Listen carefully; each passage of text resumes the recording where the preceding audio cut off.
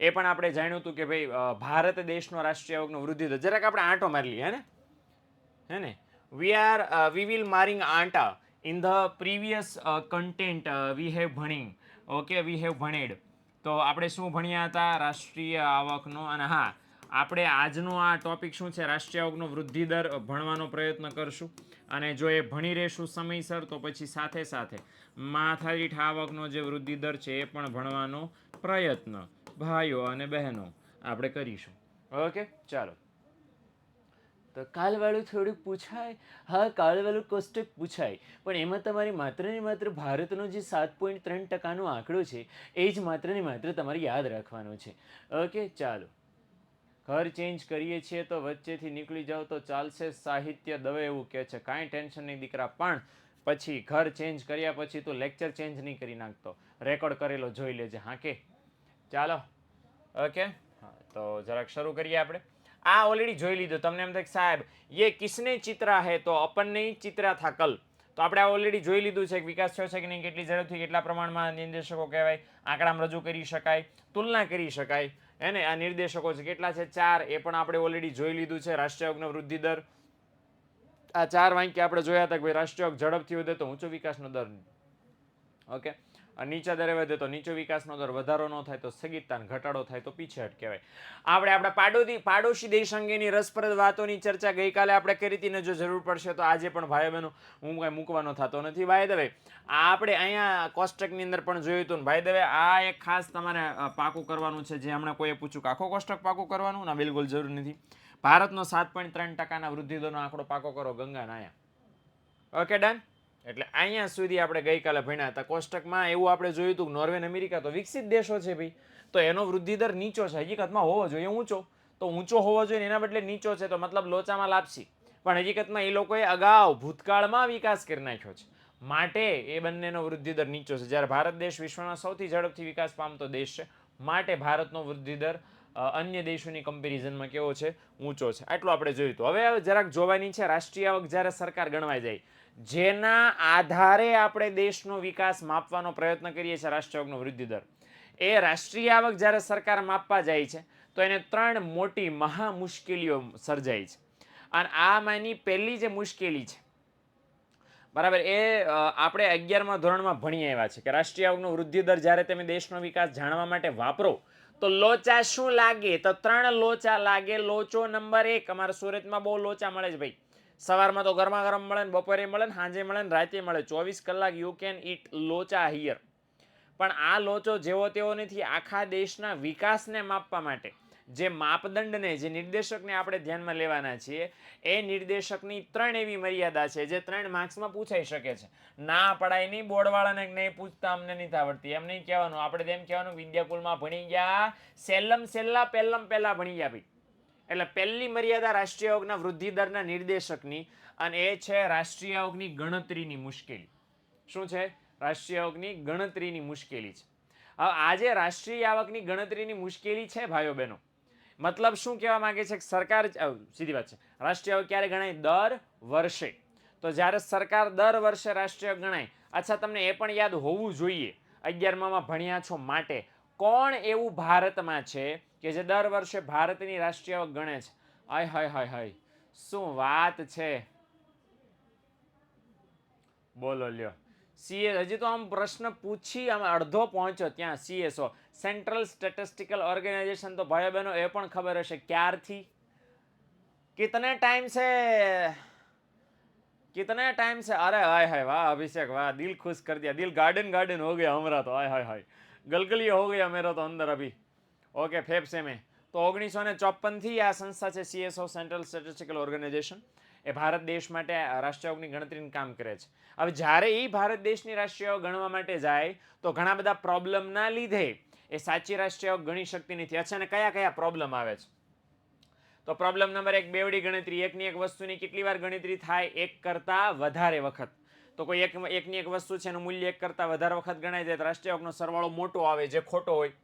સ્વ વપરાશની વસ્તુ, આ બધું આપણે ભણી ગયા 11માં, એટલે હું ડિટેલમાં આપણે સમજતા, આપણે ખાલી નામ જ યાદ રાખવાના છે અને લખી નાખવાના. સ્વ વપરાશની મુશ્કેલી બોલે તો એવી વસ્તુ જે તમે પોતાના વપરાશ માટે રાખો છો એને સરકાર રાષ્ટ્રીય આવકની ગણતરીમાં ધ્યાનમાં નથી લેતી. હકીકતમાં જે વસ્તુ સ્વવપરાશ માટે રાખવામાં આવે છે એને ધ્યાનમાં લેવી જોઈએ, કારણ કે એનું પણ વેલ્યુ હોય છે, એની પણ મૂલ્ય હોય છે. ઓકે, એમાં એક અપવાદ જોઈએ તો તમને યાદ હોય, ખેડૂતો જે છે એ ખેડૂતો સ્વવપરાશ માટે અનાજનું ઉત્પાદન કરે તો પાછું એને ધ્યાનમાં લેવાય, પણ બાકી આખા ભારતમાં કોઈ પણ પોતાના વપરાશ માટે વસ્તુ સેવાનું ઉત્પાદન કરે ધ્યાનમાં ન લેવાય, તો એ ના ઇન્સાફી કહેવાય ને. બધું ધ્યાનમાં લેવું જોઈએ, ઉત્પાદન થાય બધું ધ્યાનમાં લેવું જોઈએ, પણ સ્વવપરાશની વસ્તુ સરકાર ધ્યાનમાં નથી લેતી, એવું માનીને કે એનું મૂલ્ય ક્યાં જાણી શકાય. ઘસારો જાણવાની બહુ મોટી મહા મુશ્કેલી છે. તેમ ઓલરેડી ઘસારા નામનું ચેપ્ટર 11માં ભણી આવ્યા છો, એટલે એકાઉન્ટમાં, એટલે તમને ખ્યાલ હશે ખાસ કે ઘસારો ગણવાની 8 જેટલી પદ્ધતિ, એમાં મુખ્ય 2 પદ્ધતિ, સીધી લીટીની ઘટતી જતી બાકીની પદ્ધતિ. હવે 2 પદ્ધતિ એક જ સરખી રકમનું યંત્ર હોય, ઘસારાનો દર સેમ હોય, પણ તેમ પદ્ધતિ બદલાવો તો ઘસારાની રકમ દર વર્ષે કેવી થઈ જાય, અલગ થઈ જાય, બદલાઈ જાય. એટલે ઘસારો કઈ પદ્ધતિએ ગણવો તો બેસ્ટ સાચો ઘસારો ગણી શકાય, એની કોઈ મેથડ આપણી પાસે છે નહીં. અલગ અલગ પદ્ધતિઓ છે, બધા પોતપોતાની રીતે માપે છે. એટલે હકીકતમાં ઉત્પાદનના સાધનને હકીકતમાં સાચો કેટલો ઘસારો લાગ્યો એ કોઈ દિવસ આપણે જાણી શકતા નથી. ઓકે, ત્યાર પછી પ્રોબ્લેમ એ છે ગેરકાયદેસર આવક, ચોરી, લૂંટ, બરાબર ને, ચોરી છે, લૂંટ છે, પછી સટ્ટાની આવક, જુગારની આવક. આ બધી આવક કેવી છે? હા, દાણ ચોરી, કર ચોરી નહીં પણ દાણ ચોરી. બેટા કર ચોરી તો આગળ આવશે. આ દાણ ચોરી, તો આ દાણ ચોરી એટલે સ્મગલિંગ ઇંગ્લિશમાં એને કહેવાય. આ બધી વસ્તુના કારણે જે લોકોને આવક થાય છે. અચ્છા, પ્રતિબંધિત વસ્તુના વેચાણથી થતી આવક, દારૂ, ડ્રગ્સ. હવે આ બધી વસ્તુઓ સરકારે બેન કરેલી છે. આ બધી વસ્તુનું વેચાણ કરવાથી એટ એ ટાઈમ જે તે વ્યક્તિને આવક તો થાય છે. હવે આવક થાય છે એટલે ધ્યાનમાં લેવી જોઈએ, ભલે ગેરકાયદેસર, પણ સરકારે એના પર પ્રતિબંધ મૂક્યો છે એમ માનીને સરકાર એને ધ્યાનમાં લેતી નથી. આ પણ એક લોચો છે. અચ્છા, એક બહુ સરસ મજાનો ટોપિક છે અને એ છે કર ચોરી. જે હમણાં કોઈ કહેતું હતી, કર ચોરી એટલે શું? કે સરકારને તમે ખબર જ ન પડવા દો કે એમાં એટલું કમાય છે. આમ તો કરોડોના કામ કરતા હોય પણ ખાતામાં રૂપિયા 20 જ હોય. સરકારને એમ લાગે ઓહો હો, ગરીબ, બિચારો ગરીબ, પણ એ કરોડોના ધબધબાટી બોલા વિમલના થેલામાં છે એ બરાબર 2 લાખ રૂપિયા કલાકે ને કલાકે ફેરવતા હોય, અહીંથી આના, અહીંથી અહીંયા. એટલે એ શા માટે વિમલનો થેલો વાપરતા હોય? કારણ કે દાને દાને મેં કેસર કા દમ, ભાઈઓ બહેનો.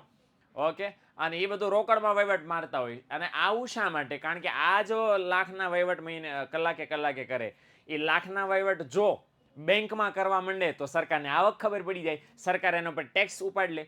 એટલે લોકો કરવેરો નથી ભરવો, એના માટે સરકારથી પોતાની આવક છુપાવે છે. સરકારને સાચી આવક જાણવાની જ મળતી એના લીધે.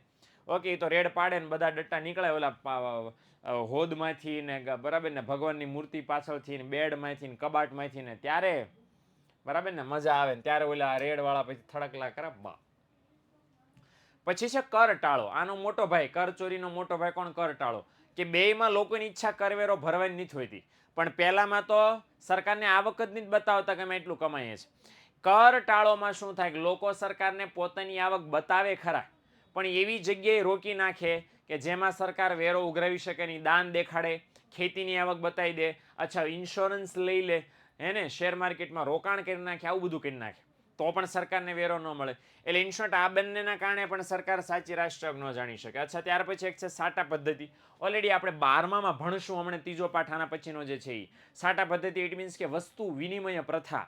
ઓકે, કે વસ્તુ સેવાના બદલામાં શેનો વિનિમય કરવાનો? વસ્તુ કે સેવાનો. તો એ પદ્ધતિ છે એ જરાક નુકસાનકારક છે, કારણ કે એમાં નાણાંનું મૂલ્ય, નાણાં તો ક્યાંય આવતા નથી, અને આપણે હિસાબો લખાય રાષ્ટ્રીય ગણે એમાં તો રૂપિયામાં મૂલ્ય મપાવવું જોઈએ, હે ને. એટલે આ વસ્તુ તમે ટેક્સ ભરો છો, બટ ટેક્સ ભરે એટલું હું કમાતો જ નથી. હવે એટલું કમાતો તો ટેક્સ ભરું ને, કે હું લાખો રૂપિયા તો કમાતો નથી, 4 લાખ રૂપિયા મહિનાની આવક છે, ના બાપાના. ઓકે, કર ચોરીને બ્લેક મની કહેવાય? બિલકુલ. કાર ચોરી નહીં, કર ચોરી, હા બિલકુલ કહેવાય બ્લેક મની બેટા. ઓકે, હમણાં વિમલના થેલાવાળું બ્લેક મની જ હતું. ઓકે, કારણ કે બ્લેક મની એટલે શું? બિન હિસાબી નાણું. એવા રૂપિયા કે જેનો કોઈ હિસાબમાં ઉલ્લેખ નથી. હિસાબમાં ઉલ્લેખ નથી, બેંક એકાઉન્ટમાં ઉલ્લેખ નથી, ક્યાંય ટ્રાન્ઝેક્શન નોંધાયેલું નથી, જેની કોઈ રસીદ બનતી નથી, જેનું કોઈ બિલ બનતું નથી. આ બધું બિન હિસાબી એટલે કે બ્લેક મની, કાળું નાણું છે. અચ્છા, એનું ઓપોઝિટ છે વ્હાઇટ મની. વ્હાઇટ મની એટલે કાયદેસરનું નાણું, જે તમે તમારા ટ્રાન્ઝેક્શનમાં દેખાડો છો, તમારા બેંક એકાઉન્ટમાં જમા છે, જેના બિલ બને છે, જેની હિસાબોમાં નોંધ થાય છે, બધું કેવું મની છે? વ્હાઇટ મની છે. નિરક્ષરતા, જે લોકોને હિસાબ લખતા નથી આવડતા, હિસાબો લખતા નથી, અને એક કરતાં વધારે વ્યવસાયમાં રોકાયેલા લોકો એક જ વ્યવસાયની આવક બતાડે, બીજા વ્યવસાયની આવક નથી બતાડતા. હવે આ બધા લોચા છે રાષ્ટ્રીય આવક ગણવાના. તો જ્યારે સરકાર રાષ્ટ્રીય આવક ગણવા જાય ને, ઓલી CSO સંસ્થા, તો આ બધાને કારણે સરકાર રાષ્ટ્રીય આવકનો સાચો આંકડો જાણી નથી શકતી. હવે જેના આધારે દેશનો વિકાસ માપવાનો છે એ જનો સાચો આંકડો ન મળતો હોય તો દેશનો વિકાસ કઈ રીતે માપી શકો ભાઈ? એટલે પ્રોબ્લેમ બસ ત્યાં જ છે કે રાષ્ટ્રીય આવક સરકાર જ્યારે ગણવા જાય છે તો આ બધા કારણોને લીધે સરકાર રાષ્ટ્રીય આવકની ગણતરી સાચી રીતે નથી કરી શકતી. મતલબ રાષ્ટ્રીય આવકનો આંકડો સાચો સરકારને નથી મળતો, અને રાષ્ટ્રીય આવકનો આંકડો સરકારને સાચો નથી મળતો તો એના આધારે કઈ રીતે તમે દેશનો વિકાસ માપી શકો? વૃદ્ધિ દરના આધારે ન માપી શકો, અને માટી જ તો મર્યાદા છે. તો આ પહેલી મર્યાદા છે. હાલો, મર્યાદા નંબર 2, અને ધીસ ઇઝ ધ વસ્તી. ઓકે, તો વસ્તી વાળું શું કીધું છે કે રાષ્ટ્રીય આવક ખાલી તમે જાણી લો. હાલો, તમારી પાસે માની લો પહેલા મુદ્દાનો તમારી પાસે તોડ મળી ગયો કે સાહેબ સામ દામ દંડ ભેદ ઢીંગ કા ચી કા આમ કરી કરીને તમે એ બધા કરટાળો કર ચોરીની બધાને બંધ કરી દીધા, બરાબર, દાણ ચોરી બંધ કરી દીધી, ગેરકાયદેસર આવક, એ બધું સરકારને કીધું સટાકે સટાક સાચો એટલે સાચો જ આંકડો મળવો જોઈએ ભાઈ.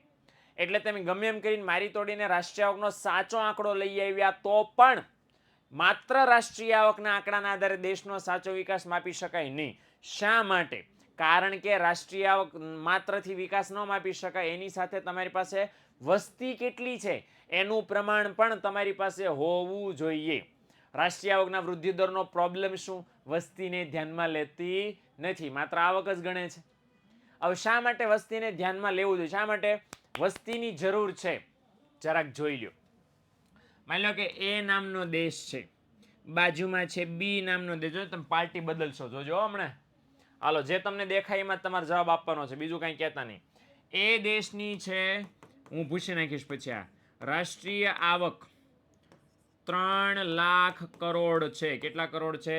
3 લાખ કરોડ. અને બી નામનો દેશ છે, એની વસ્તી છે 8 લાખ, સોરી વસ્તી નહીં, રાષ્ટ્રીય આવક છે 8 લાખ કરોડ. બોલો ભાઈઓ અને બહેનો, કયો દેશ વધારે સારો કહેવાય? બોલો.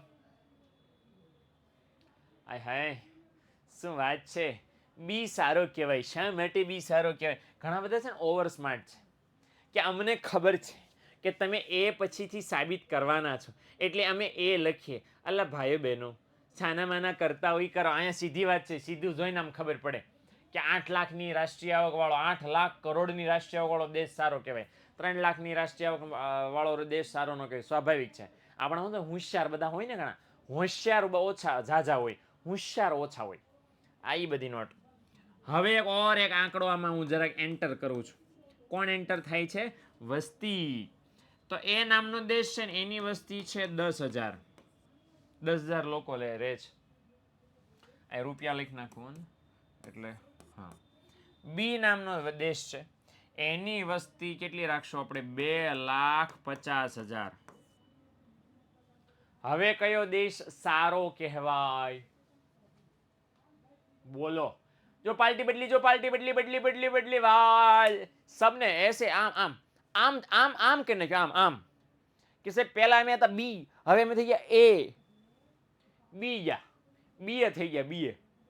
ઓકે, તો પહેલા બોલતા હતા બી કે છે હા આ સારું આ સારું, હવે તમે બોલો માંડ્યા આ સારો. શા માટે? કારણ કે રાષ્ટ્રીય આવક ઘણીવાર એવું થાય વધારે કેમ હોય? વસ્તી વધારવાની ભાઈ. ફોર એક્ઝામ્પલ તમે એમ કહો શ્રીલંકા અને ભારત બેયની ખાલી રાષ્ટ્રીય આવક ગણો તો કોણ મોટું? ભારત. પણ પછી શ્રીલંકાની વસ્તીને ધ્યાનમાં લ્યો અને ભારતની વસ્તીને ધ્યાનમાં લ્યો તો સાચી ખબર પડે ને. ટપો પડ્યો? બાકી તો શ્રીલંકા તો બોરા જેવડું છે ભાઈ, હે ને, અમારા વરાછા જેવડું છે ભાઈ. તો શ્રીલંકાના આધારે તમે માપી શકો નહીં. શ્રીલંકાની અને ભારતની રાષ્ટ્રીય આવકની કમ્પેરિઝન કરો, બરાબર ને, તો આપણા 1 દિવસની આવકની શ્રીલંકાની 6 મહિનાની આવક એમ થાય. પણ ખાલી રાષ્ટ્રીય આવકના આધારે અનુમાન ન લગાવી શકાય. આટલા માટે આવું ખબર પડી ને. તો જ્યાં સુધી વસ્તી તમારી પાસે એનો આંકડો ન હોય ત્યાં સુધી સાચી પરિસ્થિતિની સરખામણી કરી શકો નહીં. માટે વસ્તીના આંકડા આપણી પાસે હોવા જાણવા જરૂરી છે. ઓકે, જો લખ્યું છે કે કોઈ એ નામનો દેશ છે, એના કરતા બી નામના દેશની રાષ્ટ્રીય આવક વધારે હોય તો આજે બી નામનો દેશ છે એનો વિકાસ છે એમ ન કહી શકો. સમજણ પડી? અહીં કહેવા શું માગે છે કે એ નામનો દેશ, હમણાં એ જ લખ્યું હતું, આ એ બી જ કર્યું હતું. ભાઈ એની આવક 3 લાખ હતી, બીની આવક 5 લાખ હતી. તો તમે એમ ન કહી શકો કે બી નામનો દેશ એનો વધારે વિકાસ થઈ ગયો ને એનો ઓછો વિકાસ થયો. કારણ કે એ કરતા બીની રાષ્ટ્રીય આવક કેવી છે? વધુ. પણ ખાલી એ આંકડાના આધારે તમે એવું તારણ ન કાઢી શકો કે ભાઈ બી નામનો દેશ બહુ સારો. અને જો અહીં લખ્યું છે કે કેમ એવું, કારણ કે ઘણીવાર એવું પોસિબલ હોય બી નામનો જે દેશ છે એની સાથે રાષ્ટ્રીય આવક તો ઊંચી હોય, વસ્તી પણ કેવી હોય, ખૂબ મોટી હોય, ખૂબ ઝડપથી વધતી હોય. તો કે બી નો વિકાસ થઈ રહ્યો, મેં લખ્યું ને અહીંયા કે અહીંયા 5 લાખનું હતું અને અહીંયા 3 લાખનું હતું, તો તમે એમ કીધું કે સાહેબ આ તો આ દેશ સારો કહેવાય. પછી જ્યારે મેં વસ્તીનો આંકડો લખ્યો 2 લાખ અને 8 લાખ હતું, ઓકે 2,50,000 અને અહીંયા છે 10,000, ત્યારે તેમ બોલ્યા કે ના ના ના ના સર ના, બરાબર. એટલે એવું પોસિબલ બને કે જેની માથે રાષ્ટ્રીય આવક વધારે હોય, બરાબર, એની વસ્તી પણ બહુ વધારે હોય, જેની રાષ્ટ્રીય આવક ઓછી હોય એની વસ્તી પણ ખૂબ ઓછી હોય, તો હકીકતમાં આ દેશે વધારે વિકાસ કર્યો કહેવાય. એટલે માત્ર રાષ્ટ્રીય આવકના આંકડાના આધારે કોઈ પણ દેશની પરિસ્થિતિ જાણી શકાય નહીં, સાથે સાથે રાષ્ટ્રીય આવક પણ જાણવી, સોરી વસ્તી પણ જાણવી જરૂરી છે. ઓકે, એટલે આ એક પ્રોબ્લેમ છે નંબર 2. એટલે વસ્તી, અને છતાંય પ્રોબ્લેમ ક્યાં છે કે વસ્તી નામના પરિબળને રાષ્ટ્રીય આવકનો વૃદ્ધિ દર ધ્યાનમાં લેતો નથી.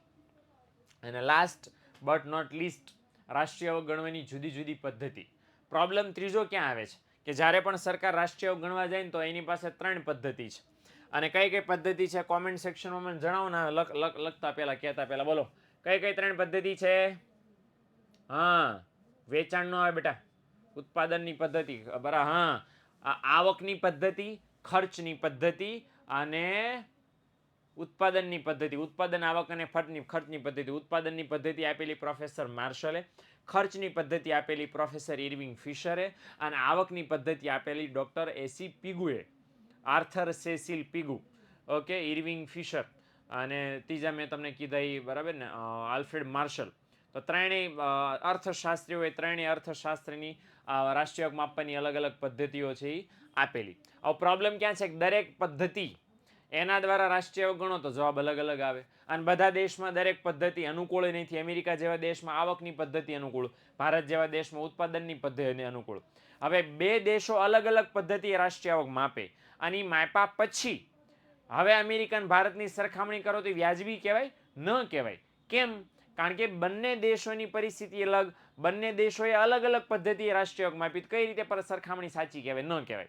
એટલે પ્રોબ્લેમ જ ત્યાં છે કે રાષ્ટ્રીય આવક ગણવાની 3 અલગ અલગ પદ્ધતિ છે, અને ત્રણેય પદ્ધતિ પ્રમાણે જો રાષ્ટ્રીય આવક ગણો તો ત્રણેય પદ્ધતિ પ્રમાણે રાષ્ટ્રીય આવક કેવી આવે? જુદી જુદી આવે.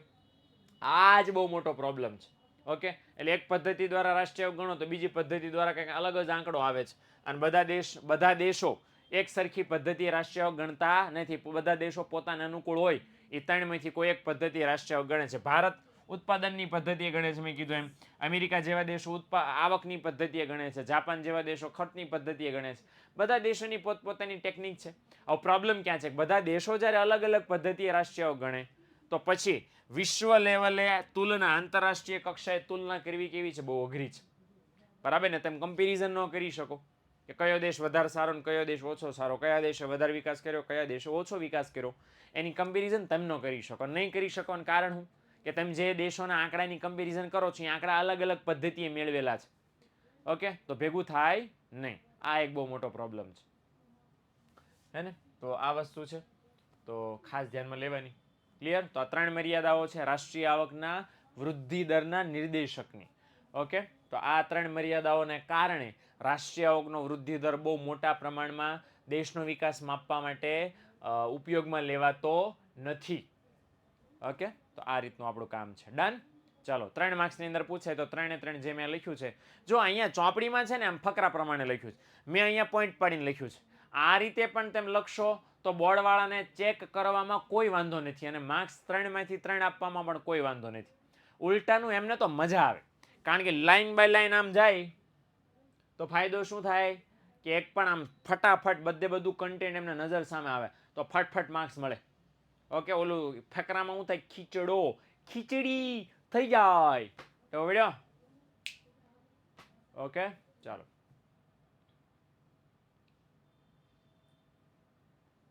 કાલે ટેસ્ટનું કહી દો ભાઈ. હા, આવતીકાલે ચેપ્ટર 1ની ટેસ્ટ છે. ચેપ્ટર 1ની જે ટેસ્ટ છે એની અંદર સરસ મજાનું પેપર મેં તમારા માટે કાઢ્યું છે, અને હું તમને 9 વાગ્યે વોટ્સએપ ગ્રુપમાં મોકલી દઈશ. જે તમારે મોકલું એટલે ફટાફટ 1 કલાકમાં લખી નાખવાનું છે, અને લખ્યા પછી જરાક શાંતિ રાખવાની છે. સાંજે છે એ આપણે સરસ મજાનું કામ, હું તમને 5 વાગ્યા પછી પેપર સોલ્યુશન મોકલીશ, અને પેપર સોલ્યુશન સાથે સરખાવીને તમારા કામ કરવાનું થશે. ઓકે, ચાલો. અમે ગ્રુપમાં નથી તો ભાઈ જેટલા લોકો ગ્રુપમાં હજી નથી વોટ્સએપ ગ્રુપમાં જોડાણા એ લોકો મેં તમને કાલે કીધું હતું, પમદી કીધું 99 ઉપર કોલ કરો, કોલ કરીને રિક્વેસ્ટ કરો કે ભાઈ જોડી દે તમને, એટલે તમને જોડી દેશ. ઓકે, હાલો. અને બીજું પેપરના ફોટા નથી મોકલવાના. હર્ષિલ કોઈ હમણાં પૂછતો તો ખીચડી ભાવે, મને છે બ્લોક કરવાનું બહુ ભાવે છે, ખીચડી નથી ભાવતી, એટલે વધારાની નકામી કોમેન્ટ ન કરો. ઓકે સર, મને 4-5 દિવસ પછી એડ થવાશે. કેમ ભાઈ, કેમ બેન? ઓકે, કોલ કરી નાખો એટલે જોઈન કરી દેશો તમને, જેટલા પણ મિત્રો છો નામ આપજો. ઓકે, પેપર વોટ્સઅપ કરવાનું છે. હા, તારી સીસથી ડિલીટ થઈ ગયું. ઓકે, કાંઈ ટેન્શન નથી.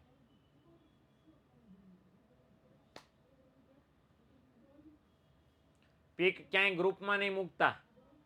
ઓકે, સોલ્યુશન હું તમને મોકલીશ, એને યારે કમ્પેરિઝન કરીને ચેક કરી લેવાનું કે શું થયું, કેટલી ફોલ્ટ રહી, તમને તરત ખ્યાલ આવી છે, જવાબ સાથે સરખાઈ લેવાનું. ઓકે, હાલો નેક્સ્ટ મુદ્દા તરફ આપણે આગળ વધીએ.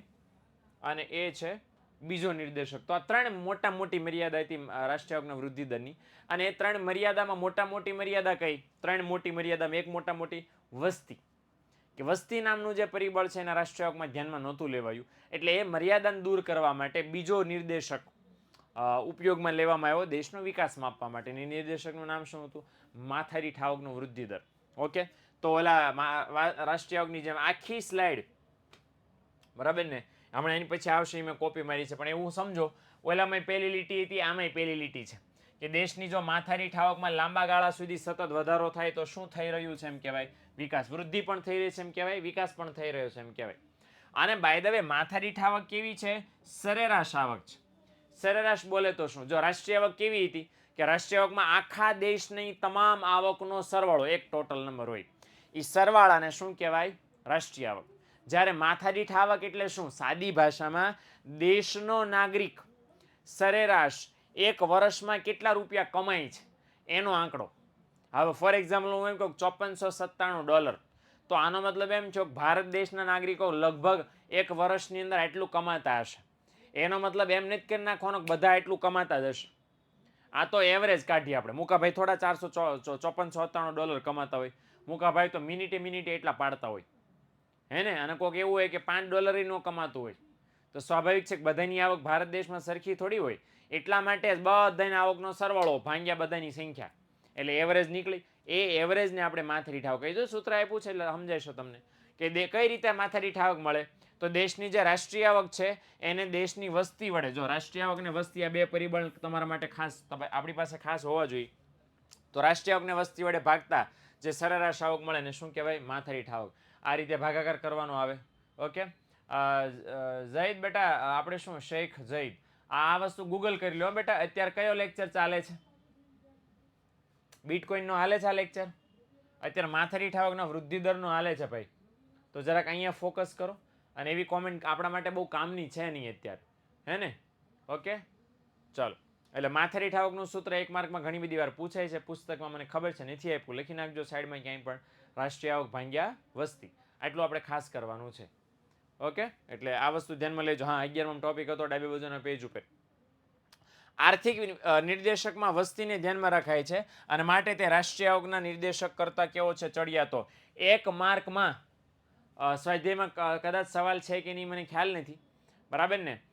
તો પણ આ છતાં યાદ રાખજો કે શા માટે માથાદીઠ આવકનો નિર્દેશક રાષ્ટ્રીય આવક કરતા ચડિયાતો છે. જો તો સ્વાધ્યાયમાં જો તો એવો કંઈ સવાલ છે? સવાલ હોવો જોઈએ, મને ખ્યાલ છે ત્યાં 1 માર્ક્સમાં હોવો જોઈએ આઈ થિંક. ઓકે, સરખામણીમાં માથાદીઠ આવકમાં છે ને એવો? હા, મોસ્ટ ઓફ કે છે. તો કારણ પૂછ્યું છે કે શા માટે રાષ્ટ્રીય આવક કરતાં માથાદીઠ આવકનો નિર્દેશક ચડિયાતો છે. જવાબ બસ આટલો છે. જવાબ એટલા માટે માથાદીઠ આવકનો નિર્દેશક આવે કારણ કે માથાદીઠ આવકના નિર્દેશકમાં કોને ધ્યાનમાં લેવામાં આવે છે? વસ્તીને. રાષ્ટ્રીય આવકમાં વસ્તીને ધ્યાનમાં લેવામાં નહોતી આવતી, માથાદીઠ આવકના નિર્દેશકમાં વસ્તીને ધ્યાનમાં લેવાય છે અને માટે ચડિયાતો છે. ઓકે, ઇવન ત્યાં સુધી કે યુએનઓ, એ યુનોના નિષ્ણાતો પણ આર્થિક વિકાસ માપવા માટે આ નિર્દેશક એટલે કે માથાદીઠ આવકના વૃદ્ધિ દરને સ્વીકારવાની હિમાયત કરે છે. મતલબ એમ, યુનો એટલે કોણ? ઉનો એટલે ગરમ, બરાબર? ઉનો એટલે કોણ? United Nations. યુનિયન નહીં, યુનિયન નેશનલ ઓર્ગેનાઇઝેશન. મહેશ ક્યાંથી હશે? મહેશને આસિફા ક્યાંથી ફૂલ ફોર્મ કાઢ્યું બેન? શું આવે? United Nations Organisation. પહેલા ચેપ્ટરમાં ઓલરેડી આવી ગયું છે એટલે હું લખતો નથી, હે ને? તો આ લોકો પણ એવું કહે છે કોઈ પણ દેશનો વિકાસ માપવો છે તો તમારે વાંધો નહીં, ટેન્શન નટ, તમારે આ રીતે કરી શકો. ઓકે, ચાલો આગળ વધીએ. હવે રાષ્ટ્રીય આવકની ઓલી સ્લાઇડની મેં સીધી અહીં કોપી મારી છે અને રાષ્ટ્રીયને બદલે માથાદીઠ લખી નાખ્યું છે. બાકી બધું સેમ સેમ છે, જોઈ લો. છે તો મેં કીધું હતું ને આવશે સેમ સેમ. તો માથાદીઠ આવકમાં પણ આ જ રીતે વિકાસ માપવામાં આવે કે જો માથાદીઠ આવક ઊંચા દરે વધે તો ઊંચો વિકાસનો દર, નીચા દરે વધે તો નીચો વિકાસનો દર, વધારો ન થાય તો સ્થગિતતા, ઘટાડો થાય તો પીછેહટની સ્થિતિ. આવ્યું ને? Same same same same. Okay, હવે આ ખાસ સમજવાનું છે કે કોઈ પણ દેશ આર્થિક વિકાસ શું લેવા સાધે તો કે લોકોનું જીવન ધોરણ સુધારવાનું. હવે લોકોનું જીવન ધોરણ સુધરે તો શું ફાયદો થાય અને ક્યારે લોકોનું જીવન ધોરણ સુધરે? જો લખ્યું છે કે માથાદીઠ આવકમાં વધારો થાય તો. ઓકે, એટલે કોઈ પણ દેશનો આર્થિક વિકાસ સાધવા પાછળનો હેતુ શું છે? લોકોનું જીવન ધોરણમાં સુધારો કરી માનવ વિકાસ ઊંચે લઈ જવાનો. એટલે દેશમાં જે માણસો છે એ માણસોનો વિકાસ હાઈએસ્ટ લેવલ ઉપર થવો જોઈએ. લોકો જે રીતે જીવે છે લાઈફસ્ટાઈલથી, એ લાઈફસ્ટાઈલમાં એટલે કે જીવન ધોરણમાં સુધારો થવો જોઈએ. હવે સુધારો કોના લીધે શક્ય બને? જો માથાદીઠ આવકમાં વધારો થાય તો. એટલે એવું સમજી લો કે કોઈ પણ દેશની જો માથાદીઠ આવક વધે, જો લખ્યું છે કે માથાદીઠ આવક વધવાથી લોકોની ભૌતિક સગવડ અને સુખાકારીમાં શું થાય? વધારો. બાય ધ વે, ભૌતિક સગવડ એટલે શું? પીવાનું ચોખ્ખું પાણી, રહેવા માટે ઘર, ખાવા માટે ખોરાક, પહેરવા માટે કપડાં, સ્વચ્છતા, વીજળી, બળતણ, આ જેટલી બાબતો જોઈએ છે વસ્તુઓ આપણને, એને કહેવાય ભૌતિક સગવડો. અને સુખ, આ બધામાં શું થાય? વધારો. લોકોની માથાદીઠ આવક વધે, દેશની માથાદીઠ આવક વધે તો સગવડોમાં વધારો થાય, સુખમાં વધારો થાય. એટલે સાદી ભાષામાં તમે એવું તારણ કાઢી શકો કે જો કોઈ દેશની માથાદીઠ આવક વધે છે તો મતલબ એમ થયો કે એ દેશના લોકોના જીવન ધોરણમાં શું થઈ રહ્યો હશે? વધારો થઈ રહ્યો હશે. કારણ કે આવક હોય તો એ આવક વધે તો તમારી ખરીદ શક્તિ વધે.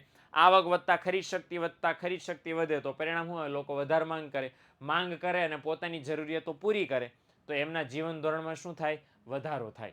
ઓકે, એટલે આ વસ્તુ ખાસ ધ્યાનમાં લે. વ્યક્તિ જેટલું કમાઈને માથાદીઠ આવક ન કહેવાય હર્ષિલ, બરાબર? ભારત દેશના તમામ લોકો જે કમાય એનો પહેલા સરવાળો કરવાનો અને એના ભાગ્યા લોકોની સંખ્યા કરવાની.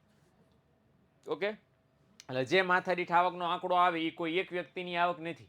ભારત દેશના બધા લોકોની સરેરાશ એવરેજ ઇન્કમ છે. ઓકે, એ હું તમને હમણાં ગણીને સમજાવું એટલે તમને ખ્યાલ આવશે. ક્લિયર થઈ ગયું? ઓકે, હાલો હવે જરાક કોષ્ટકવાળી વાત કરી લઈએ. તો ઓલરેડી મેં પેપર ફોડી નાખ્યું છે અને આ કોષ્ટક આવ્યું. કલર કેવો કલર? કેસરી કલર. અને એ જ આપણે યાદ રાખવાનો છે કે ભારત દેશની માથાદીઠ આવક કેટલી હતી? $5497. રૂપિયા નહીં. શું હતી? ડોલર. ટવો પડી ગયો હે ને? ક્લિયર થઈ ગયું? ચલો, એટલે ભારતની માથાદીઠ આવક $5497 હતી. અચ્છા, વૃદ્ધિ દર કેટલો હતો? 6%, 6%, 6% હતો. મતલબ એમ કે ભારત દેશ દર વર્ષે 6%ની સ્પીડે માથાદીઠ આવકમાં શું કરી રહ્યો છે? વધારો કરી રહ્યો છે. ક્લિયર થઈ ગયું? એટલે આ વસ્તુ અત્યારે માથાદીઠ આવક કેટલી છે આઈ ડોન્ટ નો, સિરિયસલી બેટા, બરાબર? કારણ કે મેં તો આ ચોપડીનો આંકડો પાકો કર્યો છે એટલે એક્ઝેક્ટલી અત્યારે કેટલી છે મને ખ્યાલ નથી. ઓકે, હા, આ ધીસ ઇઝ કરેક્ટ નંબર. આ ચોપડી પ્રમાણે હર્ષ કરેક્ટ નંબર છે. 11માં 5150 બેટા, એમાં વર્ષ અલગ હતું. આ 2014ની છે, એમાં 2011ની હતી. ઓકે, એટલે ચોપડા ફરી ગયા, વર્ષ ફરી ગયું, ધોરણ ફરી ગયું છે. નવા અને અપડેટેડ આંકડા આપણે પાકા કરવાના છે. આ કયા વર્ષનો આંકડો છે? 2014નો આંકડો છે.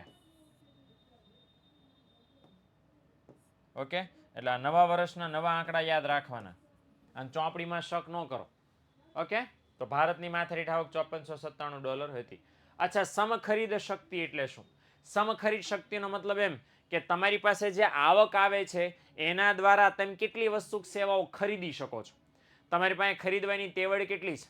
દાખલા તરીકે હું 10,000 કમાતો હોઉં તો સ્વાભાવિક છે હું 10,000 જ વાપરવાનો, પણ એ 10,000 વાપરીને કેટલી વસ્તુઓ ખરીદી શકું? ઓકે, એને કહેવાય સમખરીદ શક્તિ. ઓકે, મહિનાની નહીં, વર્ષની આવક. કુનાલ? ઓકે, હિમાયત એટલે ભલામણ. ઓકે, ક્લિયર થઈ ગયું? એટલે આ વસ્તુ ધ્યાન રાખવાનું.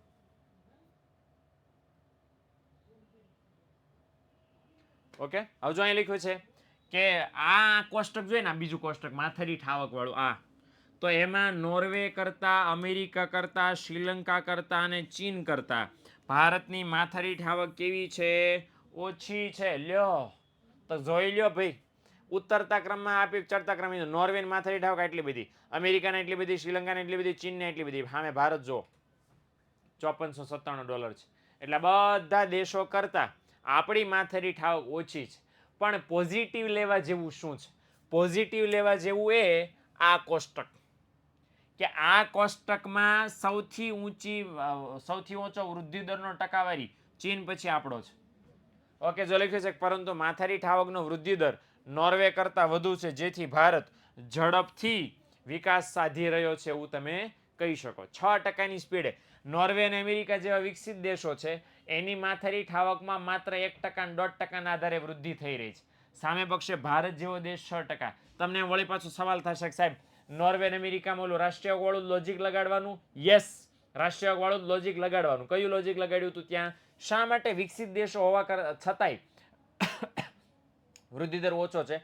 કારણ કે બંને દેશોએ ભૂતકાળમાં વિકાસ કરી નાખ્યો છે એટલા માટે. ભારત જેવા દેશનો વૃદ્ધિદર કેમ ઊંચો છે? કારણ કે ભારત વર્તમાન સમયમાં વિકાસ કરી રહ્યો છે એટલા માટે. ઓકે, અને ઝડપથી વિકાસ નહીં, ઝડપથી વિકાસ કરી રહ્યો છે એટલા માટે ભારત દેશનો માથાદીઠ આવકનો વૃદ્ધિદર અમેરિકા અને નોર્વે જેવા દેશો કરતાં વધારે છે.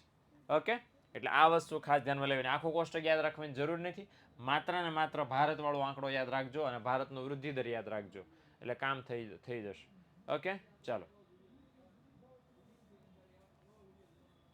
હાલો. તો આપણને કેટલા દેશો આપ્યા છે? 5 દેશો આપ્યા છે. કયા કયા? નોર્વે, અમેરિકા, શ્રીલંકા, ચીન અને ભારત. અચ્છા, મર્યાદા તો બધામાં જ પડે ભાઈ. ઓકે, કે રાષ્ટ્રીય આવકના વૃદ્ધિ દરના નિર્દેશકથી ભાઈઓ બહેનો જો તમે વિકાસ માપો તો માથાદીઠ આવકના વૃદ્ધિ દરના વાપરવામાં કયા કયા પ્રોબ્લેમ નડે, બરાબર ને? એટલે એ જરાક આપણે જોઈ. હું જરાક પોલ કરી દઉં છું તમારા માટે.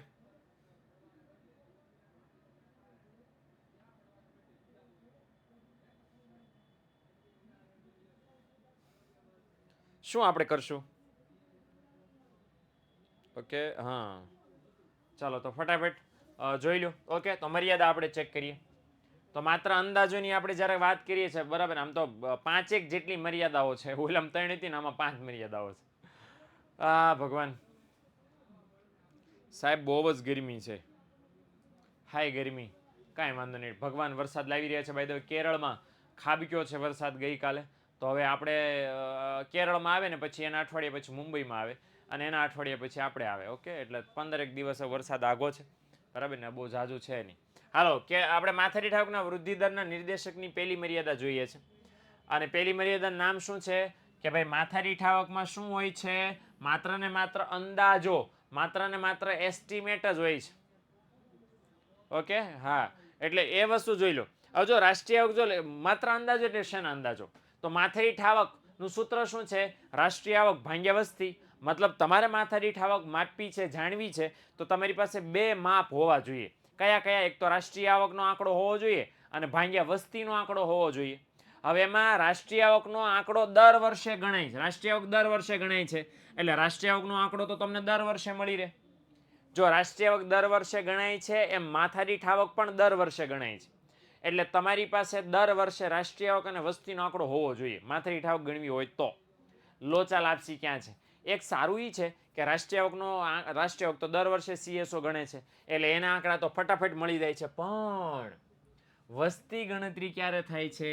દર 10 વર્ષે થાય છે.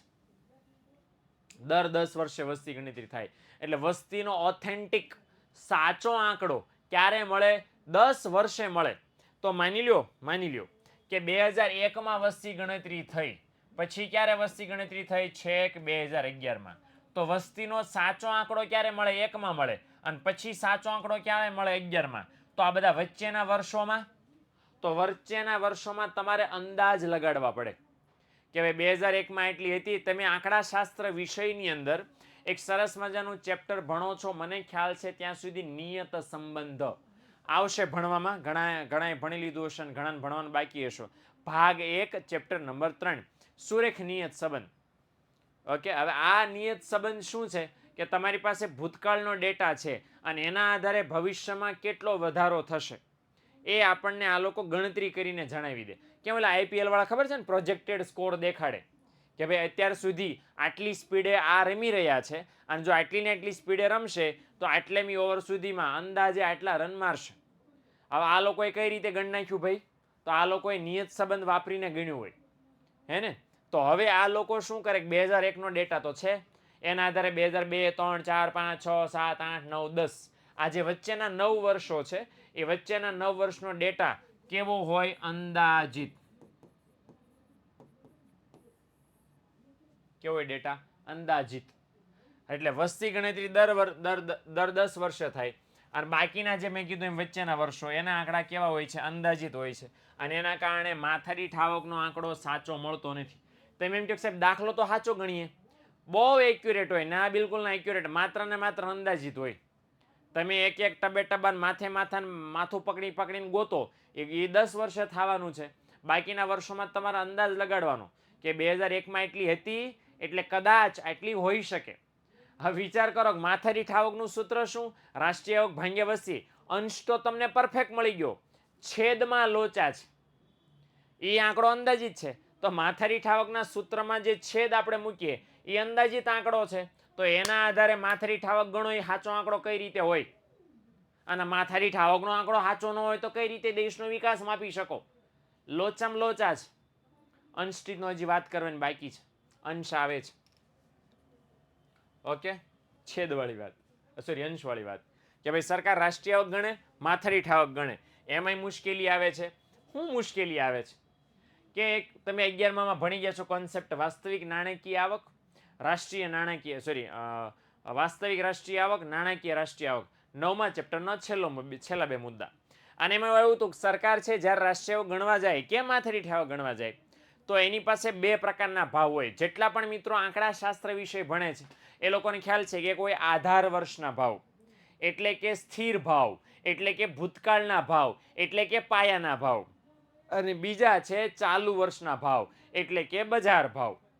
હવે જ્યારે સરકાર રાષ્ટ્રીય આવક ગણે તો સરકારની પાસે 2 ઓપ્શન છે કે પાયાના ભાવને ધ્યાનમાં લેવા એટલે કે સ્થિર ભાવને ધ્યાનમાં લેવા કે ચાલુ વર્ષના ધ્યાનમાં લેવા. માની લો હું 2024ની રાષ્ટ્રીય આવક ગણું કે માથાદીઠ આવક ગણું તો 2024ની વસ્તુઓના ભાવ ધ્યાનમાં લેવા તો ચાલુ વર્ષના ભાવ કહેવાય, અને 2024ની રાષ્ટ્રીય આવક ગણતી વખતે ભૂતકાળના 2015ના ભાવને ધ્યાનમાં લો તો સ્થિર ભાવ ધ્યાનમાં લીધા કહેવાય. હવે આજની તારીખે અર્થશાસ્ત્રીઓ વચ્ચે મતાંતરો છે, ભેદભાવો છે. એ લોકો બાજા કરે છે સીસીટીવી માસીઓને હારે લઈને, કારણ કે અર્થશાસ્ત્રીને બાજતા ન આવડે, એમને તો ભણતા આવડે. એટલે સીસીટીવી માસીઓને સ્પેશિયલ બાજવા લાવે અને એ લોકો સીસીટીવી માસીઓ દલીલ કરે કે ભાઈ અમારો માણા એવું કહે છે કે વાસ્તવિક ભાવે હાસું, ઓલો એમ કહે છે નાના નાણાકીય ભાવે હાસું, એટલે કે એ બધું મૂકો, ચાલુ વર્ષે ગણાય એ હાસું, એટલે કે એ બધું મૂકો, પાયાના ભાવે ગણાય એ હાસું. હજી એક થઈ ક્યાં નથી. એટલે પ્રોબ્લેમ ક્યાં છે કે રાષ્ટ્રીય આવક ચાલુ ભાવે ગણવી કે સ્થિર ભાવે ગણવી એ હજી સરકાર નક્કી કરી શકતી નથી. તો એક મુશ્કેલી છે. જો લખ્યું કે રાષ્ટ્રીય આવકને માથાદીઠ ચાલુ ભાવે ગણવી કે સ્થિર ભાવે ગણવી, એની મુશ્કેલી છે. ઓકે, સરકારને હજી નથી ખબર પડી કે કયા ભાવે ગણીએ તો સહેલું પડે. અને માસીઓ દર વર્ષે બાજા કરે છે, અર્થશાસ્ત્રીઓ જયો આપણા માસી જયો મારા હાટું કેટલા બાજે આનામ કર્યા કરે છે. તમારો મત શું? ભાઈ મારો મત એવો કહે છે કે સ્થિર ભાવે ગણવી જોઈએ. કયા ભાવે? સ્થિર ભાવે. ઓકે, મારો મત એવું કહે છે, પણ મારો મત શું લાગુ પડે ભાઈ? બરાબર, મેં કાં અર્થશાસ્ત્રી છું, મેં કાં ચોપડી લખી છે, એટલે મારા મતની કાંઈ એમાં વેલ્યુ છે નહીં, પણ સ્થિર ભાવે ગણો તો સારી વસ્તુ છે. ઓકે બાપ રે, ઓર 3. ઓકે, હાલો ત્યાર પછીનો મુદ્દો છે અને છે સરેરાશ માપ. તો સરેરાશ માપ છે, ઓલરેડી આપણે સૂત્ર બાંધ્યું છે કે જો લખ્યું છે કે માથાદીઠ આવક વધે પણ જો આવકની વહેંચણી સમાન હોય તો જ વિકાસ થયો એમ કહેવાય.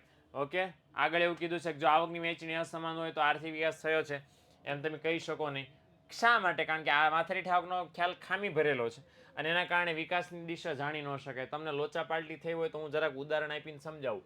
હા પાડો કે ના પાડો, કાંઈક પાડો એટલે હું તમને સમજાવું. હા, માની લો કે એક દેશ છે, દેશનું નામ બોલવાની જરૂર ખરા? નહીં.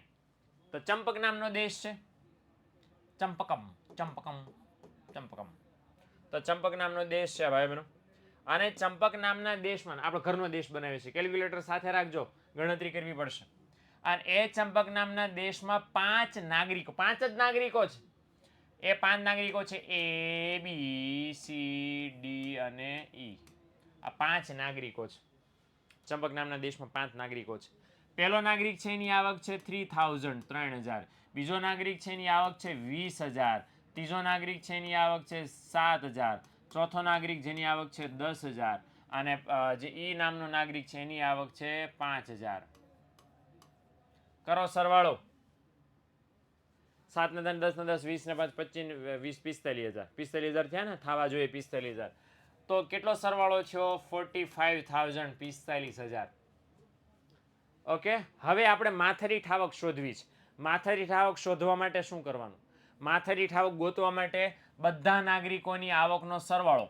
તો સરવાળો કર્યો એટલે કેટલું મળી ગયું? 45000. આપણને શું મળી ગઈ કહેવાય? રાષ્ટ્રીય આવક. હાલો બોલો, CSO તો દર વર્ષે કેટલો ટાઈમ લગાડે, કેટલો ખર્ચો કરે અને પછી રાષ્ટ્રીય આવક ગણે. આપણે કેટલી વાર લાગી? બધાને સરવાળો, રાષ્ટ્રીય આવક ગણાઈ ગઈ, ખતમ ને. કેટલી વાર લાગી બોલો? હાલો હારો વસ્તી ગણતરી કરી લઈએ. વસ્તી ગણતરી ઓલા તો સરકાર તો દર 10 વર્ષે ગણે. આપણે કેટલા સુપર એક્ટિવ છે? 1 2 3 4 5 5 જણા છે દેશમાં. થઈ ગઈ વસ્તી ગણતરી. તો મળી ગયો આંકડો આપણી પાસે વસ્તીનો. હવે તમે માથાદીઠ આવક શોધો. તો માથાદીઠ આવકનું સૂત્ર શું હતું? રાષ્ટ્રીય આવક કેટલી છે? 45,000. એના ભાગ્યા વસ્તી કેટલા છે? વસ્તીમાં લોકો 5 જણા. તો કેટલો આપણને જવાબ આવશે? 9000. 9000 રાષ્ટ્રીય સોરી માથાદીઠ આવક આવી. હવે આ પહેલો પ્રોબ્લેમ આપણને શું કહેવા માંગે છે? કે જો દેશમાં આવકની વહેંચણી અસમાન થઈ હોય અને પછી તમે આ રીતે માથાદીઠ આવક માપો તો દેશની સાચી પરિસ્થિતિ, સાચો વિકાસ દર્શાવી ન શકે. જોઈ લો અહીંયા, એ નામનો નાગરિક માત્ર 3000 જ કમાય છે. સામે પક્ષે બી નામનો નાગરિક કેટલું બધું કમાય? 20000. તો બંને વચ્ચે ગેપ કેટલો છે? 17000નો ગેપ છે ભાઈ. આવી કન્ડિશન હોય ત્યાં તમે માથાદીઠ આવક માપીને પછી દેશના વિકાસની આગાહી અનુમાન કરો, સાચું કહેવાય નહીં. કારણ કે આટલો બધો ગેપ છે ને. હવે શા માટે ગેપ છે? કારણ કે આ તો ઢંકાઈ ગયું ને. ના હું બરાબર ને, હું એમ કહું ભાઈ ચંપક દેશની માથાદીઠ આવક કેટલી? 9000. એટલે તમે એવું માની લો કે 5 નાગરિકો લગભગ કેટલું કમાતા હશે? 9000 કમાતા હશે. કમાઈ છે હકીકતમાં? હા કે ના? નથી કમાતા. એટલે જ્યાં આવકની વહેંચણી વધારે પડતી અસમાન હોય, અમીર અને ગરીબ વધારે પડતા ભેદભાવ ધરાવતા હોય. અહીંયા છે ને, આ ભાઈ 20000 રૂપિયા કમાય, આ ભાઈ 3000 કમાય છે. તો આ અસમાનતા વધારે છે. એટલે જ્યારે જ્યારે આવકની અસમાનતા વધારે હોય ત્યારે માથાદીઠ આવકના સરેરાશ માપથી દેશના વિકાસની દિશા કે દેશનો વિકાસ કેટલો થયો, કેટલો થઈ રહ્યો છે, કોઈ દિવસ જિંદગીમાં માપી શકો નહીં. એટલે આ પ્રોબ્લેમ નંબર 3. અચ્છા, ચોથો પ્રોબ્લેમ એવું કહે છે કે ભાઈ કમ્પેરિઝનની, સરખામણીની મુશ્કેલી છે. કે તમે સરખામણી થાય ને લોચા લાગી જાય. આ રૂક્ષર સમજાવો બેટા પહેલા. ઓકે, જરાક એક સાથે 5 સમજાવી દો એટલે સમજાશો ને રૂક્ષર. 2 મિનિટ બેટા. તો સરખામણીની મુશ્કેલીમાં આપણને કીધું છે કે વિશ્વનો દરેક દેશ માથાદીઠ આવકની ગણતરી પોતાના દેશના ચલણમાં કરે છે. મોટો લોચો આ છે ભાઈ. શું કે વિશ્વના દેશ જેટલા દેશો છે, બરાબર, ભારત દેશ, તો ભારત દેશ પોતાની આવકની ગણતરી શામાં કરે? રૂપિયામાં. સ્વાભાવિક છે, કારણ કે આપણા દેશમાં નાણું રૂપિયામાં ચાલે છે. અમેરિકા કરે તો અમેરિકા ડોલરમાં કરે, રશિયા એના રૂબલમાં કરે, ચાઇના યેન ને જાપાન યુઆનમાં કરે, હે ને, સાઉદી અરેબિયા દિરહામની અંદર કરે, ઓસ્ટ્રેલિયા ડોલરમાં, કેનેડા કેનેડિયન ડોલરમાં કરે, ઇંગ્લેન્ડ પાઉન્ડમાં કરે, યુરોપના દેશો યુરોમાં કરે. ઢગલાબંધ ચલણો છે, હે ને. શ્રીલંકા રૂપિયામાં કરે, બાંગ્લાદેશ ટકામાં કરે. એટલે આ વસ્તુ કરો. હવે જો સાંભળી લો કે ભારત દેશ કે વિશ્વના તમામ દેશો જ્યારે પોતાના દેશમાં માથાદીઠ આવક ગણે તો લોચો ક્યાં છે? તો એ બધા દેશના ચલણના ભાવ એક સરખા હોતા નથી. જો લખ્યું છે કે ભાઈ તમે એમ કહો ભારતમાં, તો ભારતની માથાદીઠ આવક હું પહેલાં રૂપિયામાં માપું અને અમેરિકાની હારે સરખામણી કરું તો વ્યાજબી કહેવાય? અમેરિકાની માથાદીઠ આવક ડોલરમાં છે, ભારતની માથાદીઠ આવક રૂપિયામાં છે. એટલે જ્યારે તમારે બે દેશની માથાદીઠ આવકની કમ્પેરિઝન કરવી હોય તો બંને આંકડા એક જ ચલણમાં હોવા પડે. આવક છે તો નાણાંનું એકમ. હવે અમેરિકામાં ડોલર હાલે છે ને ભારતમાં રૂપિયો હાલે છે, તો કઈ રીતે કમ્પેરિઝન કરશો? એટલે એક સોલ્યુશન હું લોકો લાવ્યા છે કે વિશ્વના તમામ દેશોએ પહેલાં પોતાના ચલણમાં માથાદીઠ આવક માપવાની અને પછી એને શેમાં ફેરવી નાખવાની? ડોલરમાં, જે ભાવ હાલતો એવી રીતે. સપોઝ હું એમ કહું ભારતની માથાદીઠ આવક 80,000 રૂપિયા છે અને ડોલરનો ભાવ $1 બરાબર 80 રૂપિયા છે, તો શું કરવાનું કે 80,000 રૂપિયાને ડોલરમાં ફેરવો કેટલા થાય તો કે $1000. ઓકે, એટલે રૂપિયાને ડોલરના ભાવ લેખે શેમાં ફેરવામાં આવે? ડોલરમાં ફેરવામાં આવે. હવે પછી કમ્પેરિઝન કરો તો એ સાચી કમ્પેરિઝન કહેવાય. તો સ્વાભાવિક છે અહીંયા આપણને એવું કહેવામાં આવ્યું છે કે વિશ્વના બધા દેશો પહેલા પોતાના ચલણમાં ગણતરી કરે અને પછી એને આવકની સરખામણી કરવા માટે અમેરિકન ડોલરમાં ફેરવી દે. હવે જ્યારે અમેરિકન ડોલરમાં ફેરવે તો પ્રોબ્લેમ શું થાય કે વિશ્વના દરેક દેશો છે એમના હુંડિયામણ દરના અંકુશો કેવા હોય છે? અલગ અલગ. આ હુંડિયામણનો દર એટલે શું? હુંડિયામણનો દર એટલે ડોલરનો ભાવ. લખી નાખજો. હુંડિયામણનો મતલબ થાય વિદેશી ચલણ. શું થાય મતલબ? વિદેશી ચલણ. કે ભારતનો ડોલરમાં ભાવ અલગ છે. ભારતમાં ડોલર બરાબર 80 રૂપિયા થાય. આપણે પાડોશીમાં જાય તો 247 રૂપિયા સમથિંગ છે. શ્રીલંકામાં જાય તો કંઈક 180 રૂપિયા સમથિંગ છે. ખબર પડ્યો? તો આપણે તો ફાયદામાં છીએ પાડોશી કરતા. સમજણ પડી? એટલે આ વસ્તુ ખાસ ધ્યાનમાં લેવાની હે ને. એટલે પ્રોબ્લેમ ક્યાં છે કે વિશ્વના બધા દેશોના ભાવ અલગ અલગ છે. હવે અલગ અલગ ભાવોએ માથાદીઠ આવક ગણો તો કઈ રીતે ભેગું થાય? ઓકે, એટલે વિશ્વના બધા દેશના ચલણ અલગ અલગ, ચલણના ભાવ અલગ અલગ, એના ઉપર જે અંકુશ નાખ્યા હોય એ અંકુશ અલગ અલગ, આ બધું અલગ અલગ છે.